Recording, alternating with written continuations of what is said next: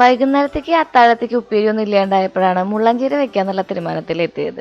ഉദരസംബന്ധമായ എന്തെങ്കിലും രോഗങ്ങൾ വരുമ്പോൾ ഇവനെ വെള്ളം വെച്ച് കുടിക്കും. അപ്പൊ നന്നായി മുള്ളും. അങ്ങനെയാണ് ഇവന് മുള്ളൻചീര എന്ന് പേര് വന്നതെന്നാണ് ഭാഗ്യം പറയാറുള്ളത്. സത്യം അതൊന്നുമല്ല, ഇതുമോ നിറയെ മുള്ളാണ്. ഈ കണ്ട പോലെ തന്നെ നമ്മുടെ പറമ്പില് ഇങ്ങനെ വിത്തൊക്കെ തനിയെ വീണ് മുളച്ച് ഉണ്ടാവുന്ന ഇവന്റെ രുചി അപാരാണ് കേട്ടോ.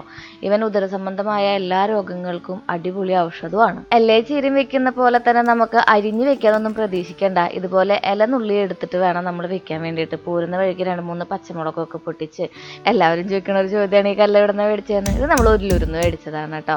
അങ്ങനെ ഉള്ളിയും വെളുത്തുള്ളിയും പച്ചമുളകും ഇട്ടിട്ട് നന്നായിട്ട് ചതച്ച് ഇവനെ വലിയ കഷ്ണങ്ങളായിട്ട് അരിഞ്ഞെടുക്കും. അതായത് ഒരുപാടൊന്നും കുനുകുനാന്ന് അരിയണ്ടെന്ന് അർത്ഥം. കടുകൊക്കെ ഇട്ട് പൊട്ടി വരുമ്പോൾ നമ്മൾ കയ്യിൽ ആ ചതച്ച് വെച്ചിട്ടുള്ള ഉള്ളിയും വെളുത്തുള്ളിയൊക്കെ ഇടാം. ഭാഗ്യന് ഭയങ്കര ഇഷ്ടമാണ് കേട്ടോ. അതാണ് വന്ന് നോക്കണത് സംഭവം റെഡിയായോ എന്ന്. പിന്നെ നമ്മൾ ഇലയിട്ട് വാട്ടിയെടുത്തിട്ടുണ്ടെങ്കിൽ അടിപൊളി നമ്മുടെ മുള്ളൻചീര